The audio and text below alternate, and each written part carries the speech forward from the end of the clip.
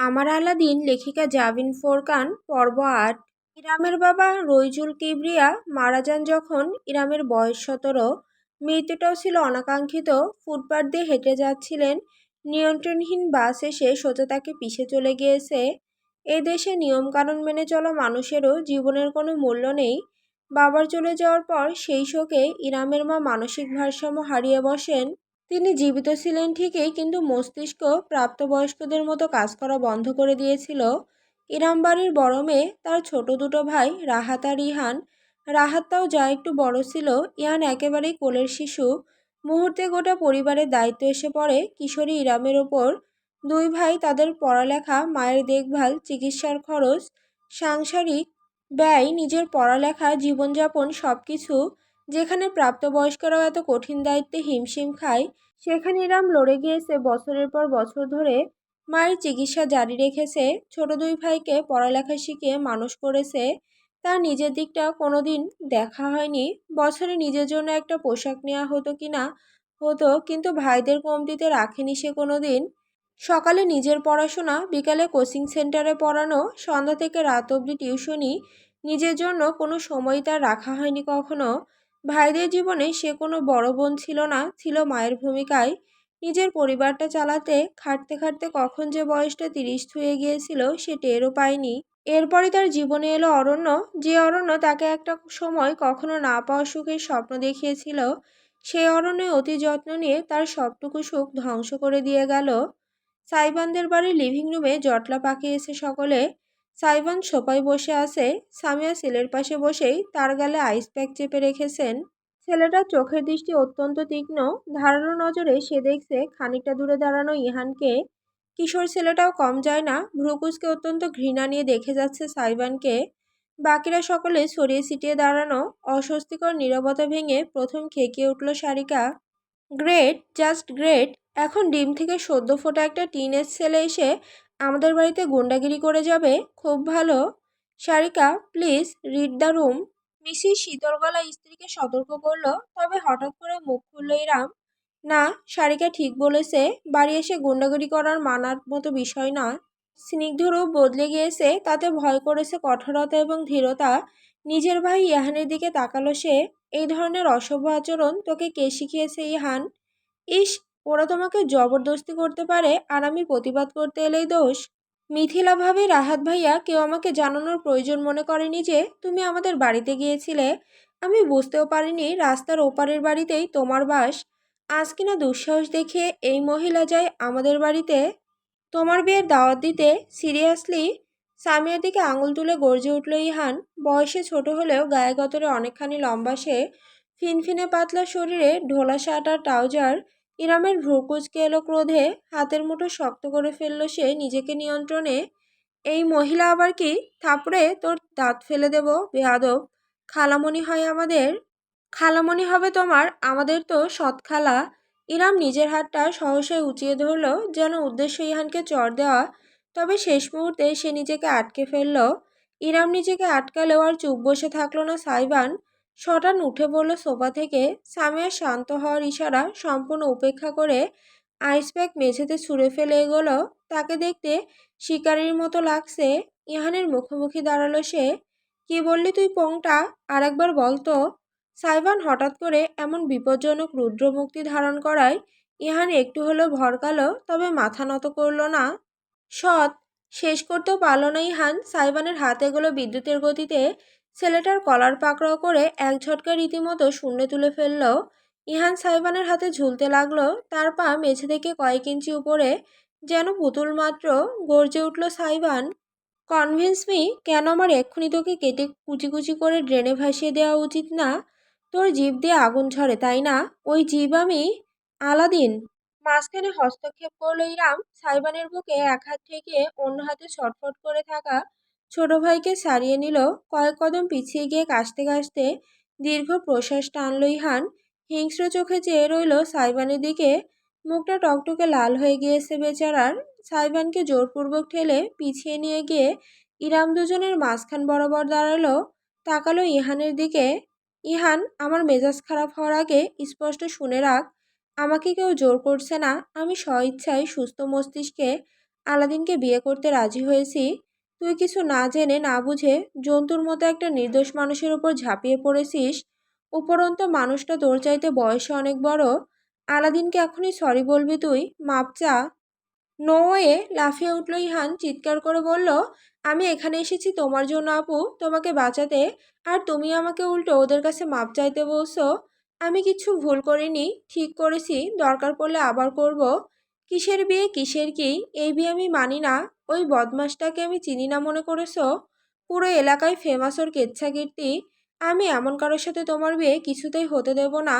না না না। আচ্ছা, তোমার এই অন্যায়ের প্রতিবাদ বচন কোথায় ছিল যখন তোমার বড় ভাই বোনের সব ত্যাগ তিতিক্ষা ভুলে নিজের মায়ের বাড়িতে সামান্য আশ্রয়টুকু অবধি দিতে পারেনি? কোথায় ছিল তোমার এই আগুন ঢালাতে যখন তোমার বোনের বিবাহিত জীবন অন্য একটা পুরুষের জন্য উচ্ছন্নে গিয়েছিল? কোথায় ছিলে তুমি? কলেজে প্রেম করছিলে নাকি ঠুলি চোখে চেপে বসেছিলে? প্রতিবাদটা এলো সব থেকে অপ্রত্যাশিত এক নারীর পক্ষ থেকে। সারিকা দুই হাতের মেহেদি শুকিয়ে গাঢ় কমলা বর্ণ ধারণ করেছে তার। কয়েক পা এগোলো সে। এই বাড়িতে এসে অহেতুক নাটক খাড়া করবে না। যদি মুরদ থাকে তো বাড়ি গিয়ে রাহাত ভাইয়ের কলারটা টেনে ধরে তার মুখে দুটো ঘুষি দাও।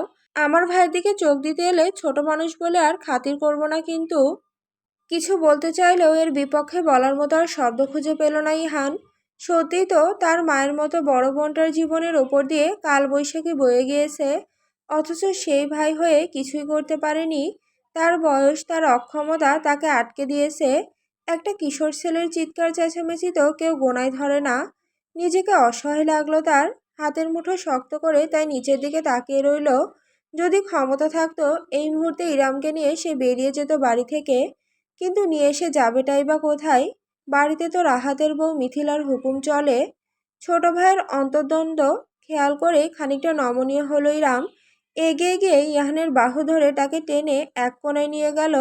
অতপর ভাইকে কাছে টেনে তার কপালের পাশে ঠোঁট ছুঁয়ে ফিসফিস করে মৃদু গলায় বলল, আমি একদম ঠিক আছি ভাই, বিশ্বাস কর। ওরা কেউ আমাকে জোর করছে না। আমি যা করছি ভেবেচিন্তে করছি। খালামণির মতো ভালো মানুষ দুটো হয় না। ওরা সবাই আমাকে এই বাড়িতে নিজেদের পরিবারের সদস্যদের মতনই মেনে নিয়েছে। বাকি রইল আলাদিন। ওর তো নিজের জীবনটাই নষ্ট হয়ে গিয়েছে আমার জন্য। তবুও মানবিকতার খাতিরে ও আমায় গ্রহণ করে নিয়েছে। তুই ভুল বুঝিস না, মাথা ঠান্ডা করে বাসায় যা। আমি পরে তোর সাথে ভালো মতো কথা বলবো, প্রমিস।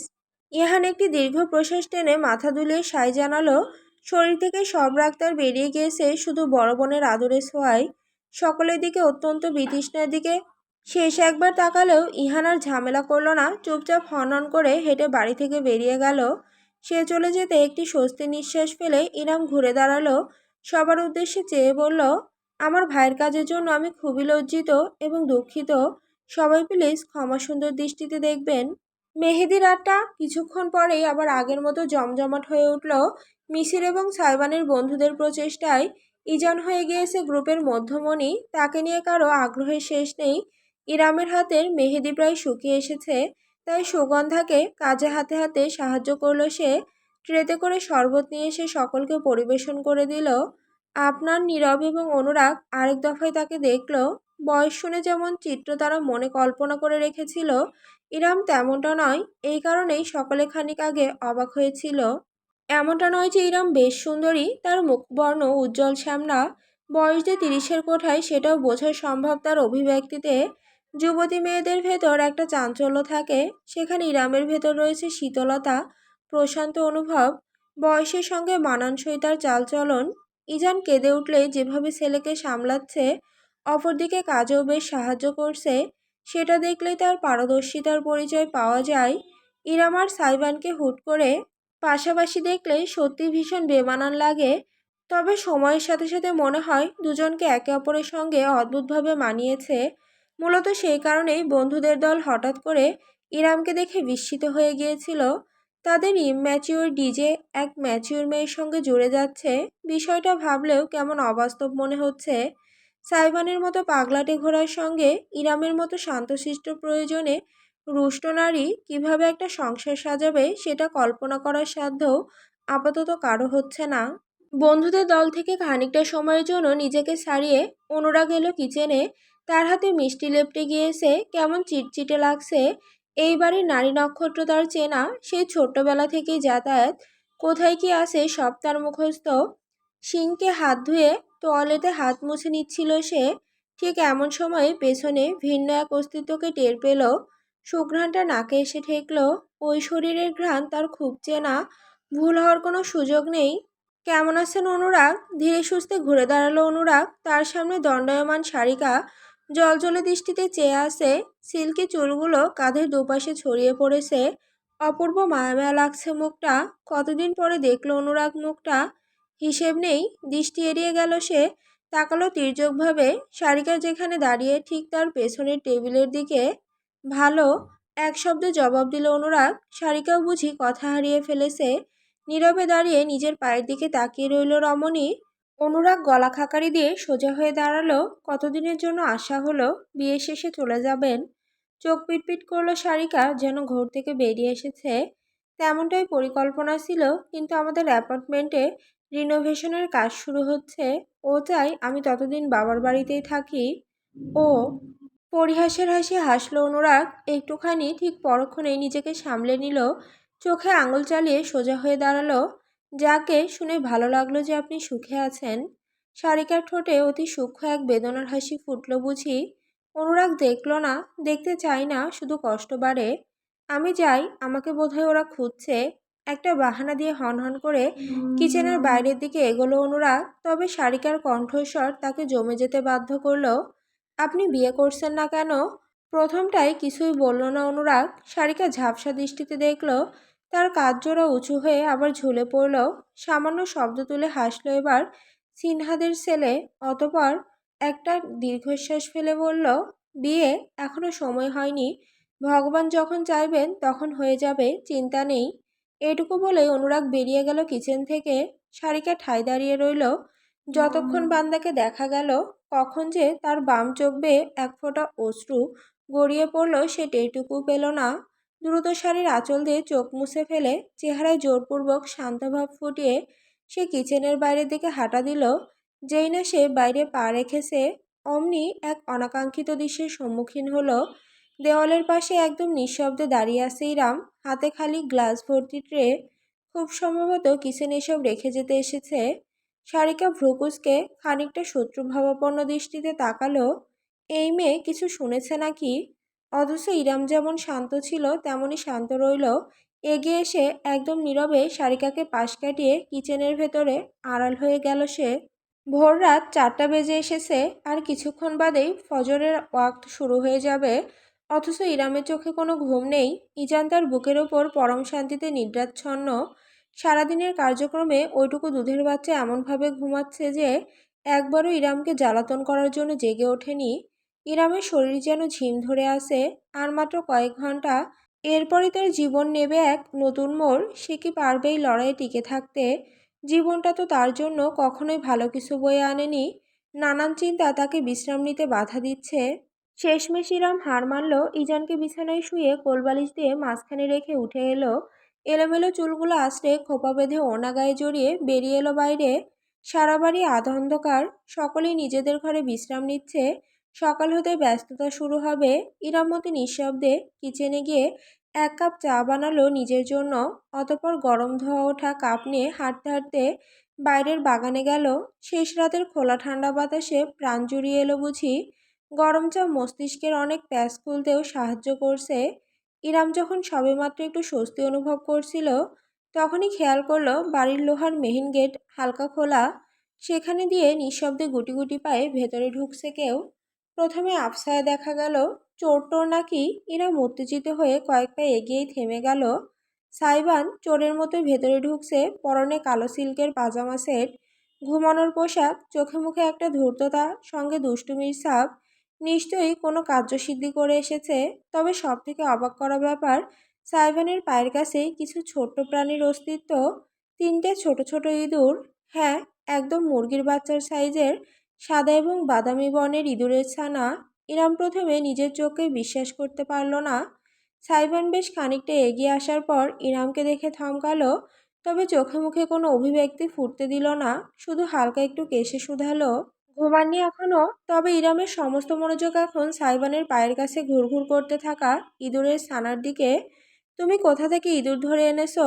ইরাম বিস্ময় নিয়ে জিজ্ঞেস করতেই সাইবান চোখ মুখ কুঁচকে ফেলল, যেন অপমানিত হয়েছে। ইঁদুর? ইঁদুর হবে আপনার ভাই? এগুলো হ্যামস্টার, আমার বাচ্চারা। ফ্যালফ্যাল করে চেয়ে রইল ইরাম। সাইবার নুয়ে নিজের হাতের তালুর ওপর তিনটে হ্যামস্টারকে তুলে নিয়ে বুক পকেটের ভেতর রাখলো। তিনজনই ঠাসাঠাসি করে বসে মুখ বের করে দাঁত দেখাতে লাগলো। আঙুল তুলে পরিচয় করিয়ে দিল সাইবান। ধবধবে সাদাটাকে প্রথম দেখিয়ে বলল, ওর নাম চেঙ্গিস খান। ইরামের মাথায় বুঝি বাজ পড়ল। মানুষকে বহু ধরনের প্রাণী সে পালতে দেখেছে, বিড়াল, কুকুর, পাখি, মাছ, গরু, কিন্তু ইঁদুর, তাও এমন বলের মতন কিউট কিউট প্রাণীগুলো পালছে কিনা একটা জোয়ান ছেলে মানুষ, যার চরিত্রের সঙ্গে কিউট শব্দটা একেবারেই যায় না। উপরন্ত পালিত পশু পাখির নাম মানুষ ছোট ছোট শব্দে রাখে, লালু, কালু, টম, টমি, পুচু, পুচি, কত কি। সাইবান কিনা ওই ইঞ্চি কয়েক সাদা পশমের বলটার নাম রেখেছে চেঙ্গিস খান। এসব মানা যায়? সাইবানের ইরামের হতবিহ্বলতার প্রতি বিশেষ মনোযোগ নেই। আঙুল দিয়ে সে সাদা আর বাদামি পশমের মিশেলের হ্যামস্টার দেখে বলল, কিম জং হিটলার। সবশেষে গোটা প্রায় বাদামিটাকে দেখে বাঁকা হেসে জানালো, আর এটা বারাক ওসামা। ইরামের প্রচণ্ড হাসি আসছে, অট্টহাসি হাসতে ইচ্ছা করছে। ঠোঁটে ঠোঁট চেপে সে শক্তভাবে চায়ের কাপ ধরে রাখলো। তিনটে আদুরে ছোট্ট ইঁদুর বড় বড় মায়াবী চোখে তার দিকে চেয়ে আছে। আর এদের ডাকতে হবে কিনা চেঙ্গিস, হিটলার, ওবামা, থুরি, ওসামা বলে। ওরা বাচ্চা দিলে কি নাম রাখবে? বখতিয়ার খলজি নাকি লর্ড ক্লাইভ? খিলখিল করে হেসে উঠল সাইবান। ছেলেটা সবসময়ই হাসে, তবে সেই দুষ্টুমি হাসির সঙ্গে এই হাসির একটা বিস্তর ফারাক আছে। সাইবানের তীক্ষ্ণ সূচালো দাঁত দুটো ঠোঁটের দুই পাশ থেকে বেরিয়ে এসেছে। খানিকটা ভ্যাম্পায়ার গোছের দেখতে লাগছে। অকৃত্রিম হাসিটার দিকে ইরাম প্রয়োজনের চাইতে খানিক বেশি সময় ধরে কেন তাকিয়ে রইল বুঝতে পারল না। ভালো আইডিয়া, কিন্তু আপনি ফেল। নাম দেওয়ার কম্পিটিশনে আমি সবার আব্বু লাগি। খানিকটা ভাব নিল সাইবান, পায়ে পায়ে এগোলো। তারপর হুট করেই ইরামের হাত থেকে আধ খাওয়া চায়ের কাপটা নিজের হাতে নিয়ে চুমুক দিল। এই এই, এটা আমি খাচ্ছিলাম। ইরাম হাত বাড়িয়েও চা বাঁচাতে পারল না। সাইবান চুমুক দিয়ে সবটুকু গিলে ফেলে খালি কাপটা তার হাতে রেখে দিল। জিভ দিয়ে ঠোঁট চেটে নিয়ে বলল, ডেলিশিয়াস। নাক কুচকে বিরক্তি নিয়ে ইরাম বলল, আমি চা ভালোই বানাই, আমি চায়ের কথা বলিনি। ড্যাব ড্যাব করে তাকিয়ে থাকলো রমণী। সাইবানের কথার অর্থটা সে 1 মিনিট যাবৎ ধরতেই পারল না। মাথা নিচু করে কাপের দিকে তাকালো সে। খেয়াল করলো যেই ধারে চুমুক দিয়ে সে পান করেছিল, সাইবান ঠিক সেই স্থানেই চুমুক দিয়েছে। ইরামের ঠোঁটে দেওয়া হালকা ভ্যাসলিনের প্রলেপ সেখানে এখনো লেপ্টে আছে। ভ্যাসলিন ত্বকের জন্য উপকারী জানতাম, খেতেও চমৎকার, এটা আজ জানতে পারলাম। সাইবানের চেহারা কুঁচকে গেল। আপনি একটা মুড স্পয়লার, সেটা জানেন? কোন মুডের কথা বলছো? হঠাৎ করে ইরামের একদম কাছে সরে এলো সাইবান, তবে সকালের মতো তাকে স্পর্শ করলো না। শুধু গভীর চোখে তাকালো তার চোখের দিকে। ইরাম হলপ করে বলতে পারবে 1 সেকেন্ডের জন্য সাইবানের দৃষ্টিটা তার চোখ থেকে ঠোঁটে নেমে গিয়েছিল। যে মুডের জন্য মানুষ বিয়ে করে সেই মুড। গেঞ্জিরা কোন মুডের কারণে বিয়ে করে? তির্যক হাসল সাইবান, নুয়ে নিজের মুখটা ইরামের মুখোমুখি আনলো। তার বুক পকেটে হ্যামস্টারগুলো চুকচুক করে সিল্কের কাপড় কামড়াতে কামড়াতে পালক পিতার কাণ্ড কারখানা দেখছে। জেনজি কোন মুডের কারণে বিয়ে করে সেটা আপনি আজ রাতেই টের পেয়ে যাবেন, মাই ডিয়ার আপু।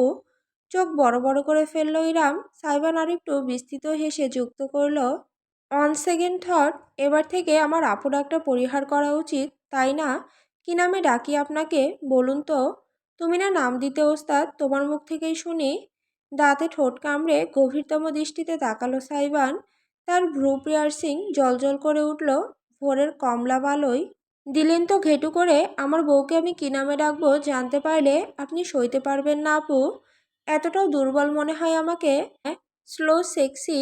চোখ পিটপিট করলো ইরাম। সাইবান এত আস্তে বিড়বিড় করে কথাটা বলেছে যে সে ঠিকমতো শুনতে পায়নি।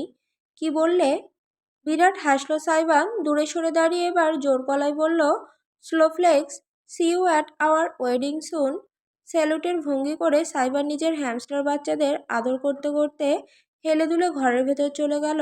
ইরাম তাকে জিজ্ঞেস করার সুযোগও পেল না, এই ভোর রাতে ছেলেটা বাইরে কোথায় গিয়েছিল, কি কাণ্ড করে এসেছে। সে শুধু অথর্বের মতো দাঁড়িয়ে থাকলো নিজের জায়গায়। পরক্ষণে হাতের খালি কাপটার দিকে তাকালো। সূর্যোদয় হতে শুরু করেছে, লালচে কমলা রশ্মিতে ছেয়ে গিয়েছে গোটা ধরিত্রী। দমকা হাওয়া এসে ইরামের ওড়না উড়িয়ে দিল। এক হাতে খোপা টেনে খুলে দিল সে। লম্বা চুলগুলো বাতাসে উঠতে লাগলো নদীর ঢেউয়ের মতো। চোখ বুজে ফেলল ইরাম, অনুভব করলো পৃথিবীকে। অবশেষে এই দিনটির আলো তার শরীর ছুঁয়ে দিল। নতুন শুরু নাকি নতুন সমাপ্তি, কোনটার সূত্রপাত ঘটবে আজ, সেটা এখন শুধু সময়ই বলতে পারবে।